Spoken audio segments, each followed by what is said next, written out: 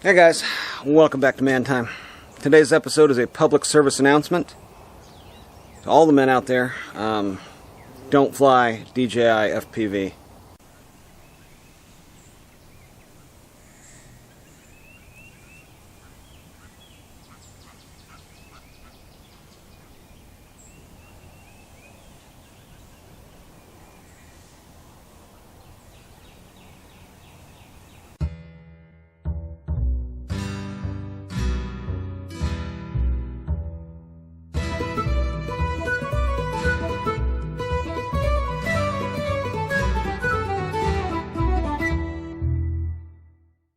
Alright, so let's get started. This is actually a pretty serious issue, and I wanted to try to help and inform others of the dangers of flying FPV. Now, if you've ever skied, snowboarded, raced dirt bikes, BMX bikes, and got that adrenaline rush, then you'll know the kind of euphoric feeling that you get as you're doing those sports. You get into what's called the zone. Or now they call it sometimes the flow state, where you're training and just your brain shuts off and allows you to free flow through whatever sport you happen to be doing. And they refer to that as now the flow state, and with FPV you hear that more and more.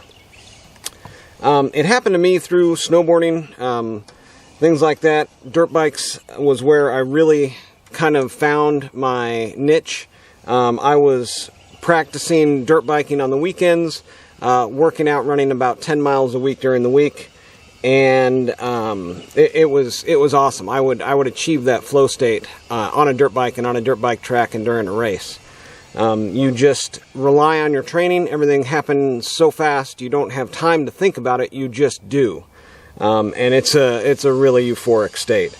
But I broke about 8 bones and had to take time off of work, and as a professional engineer in industry, it wasn't something conducive that I could continue to do with broken ankles, broken wrists, broken collarbone, broken ribs, and a broken toe.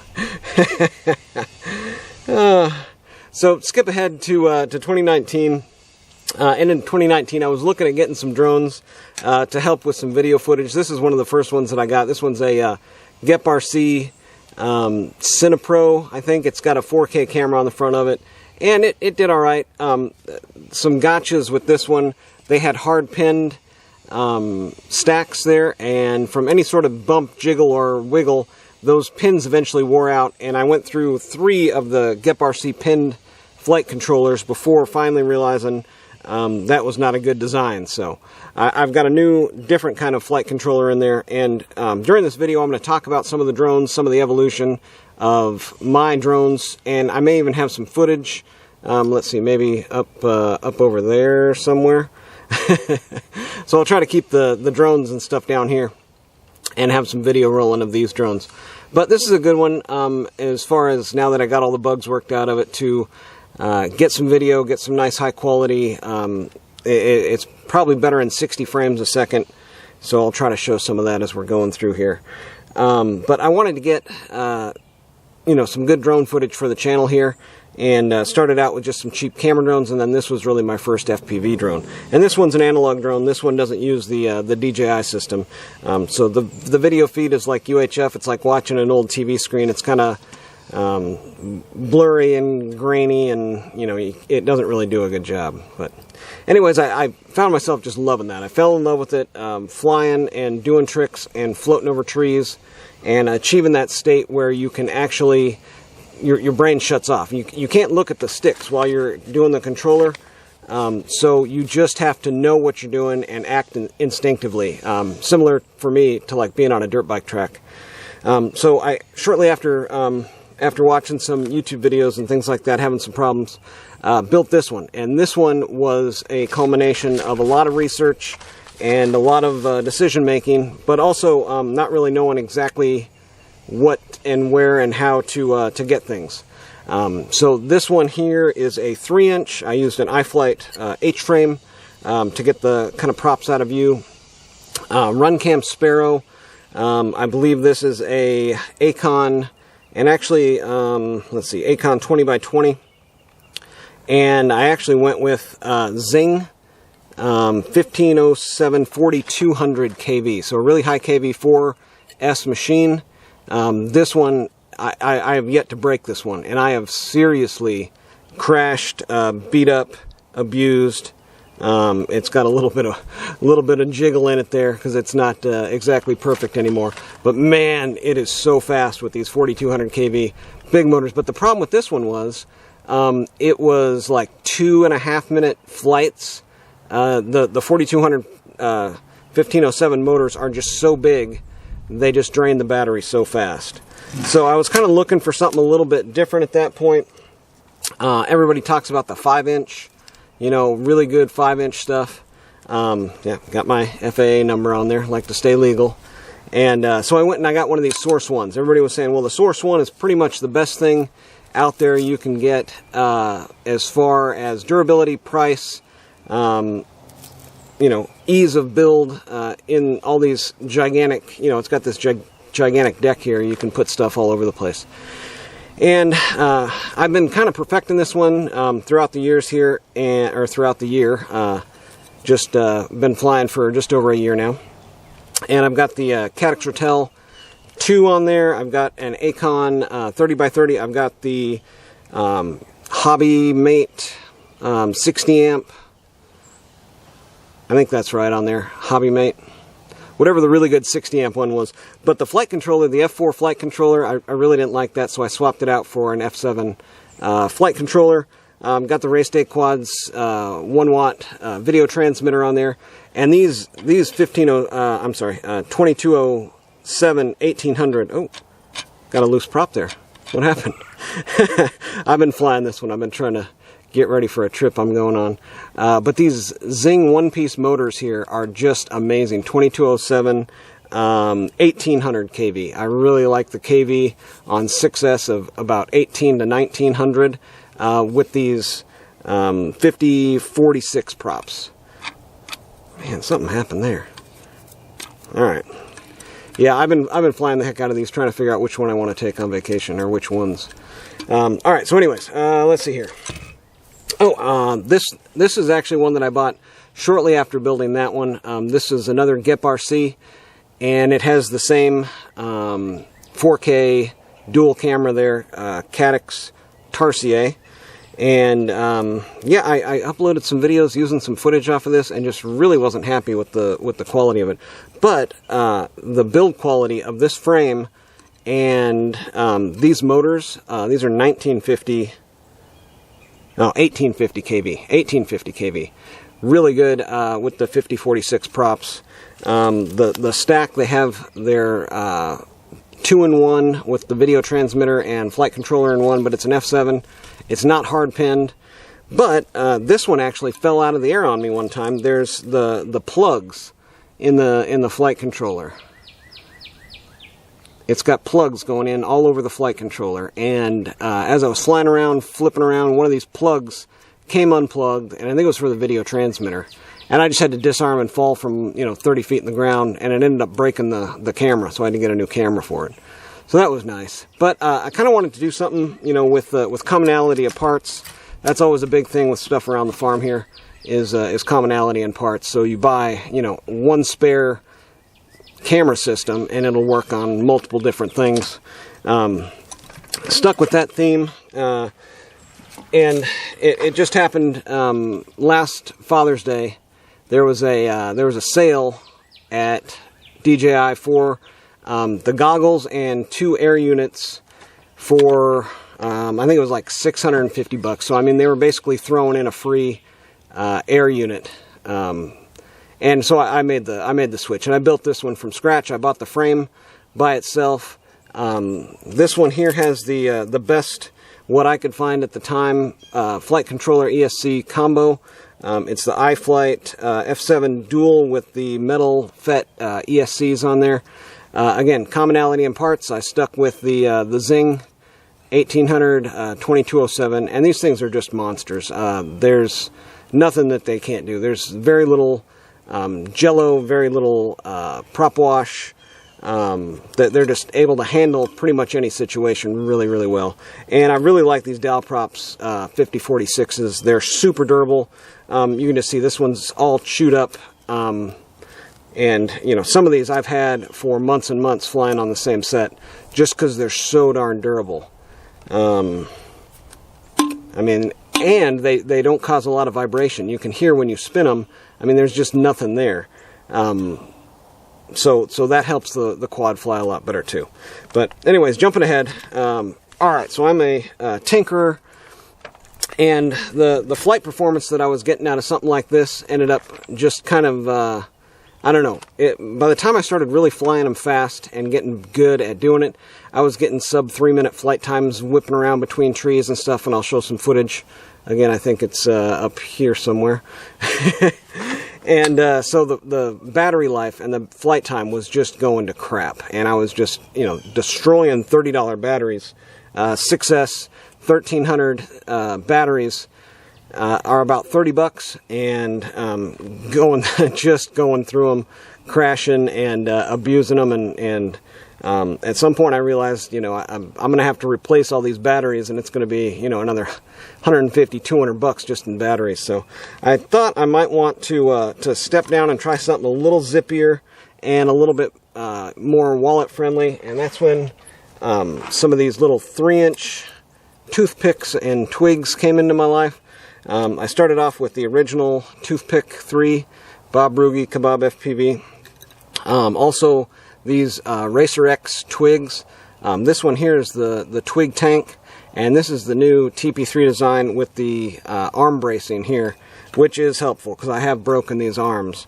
But these 1303 5000 kV motors are just the most efficient motor that I have found for this setup here. The Gemfan 3016 props or 3018 props, really nice for this one.